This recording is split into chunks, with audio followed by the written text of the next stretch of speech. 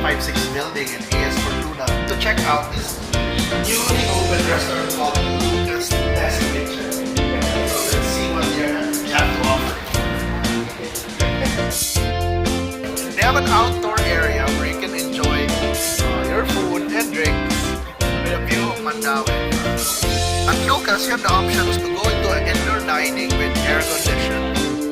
Very artsy place, and the restaurant features a lot of nice paintings. For appetizers, we decided to get the potato wedges. And we also get their bagnet for our meat. And we got two fish dishes, the grilled white marlin with butter made in the hotel, and cobbler and papillon. For the dessert, we had their selvana.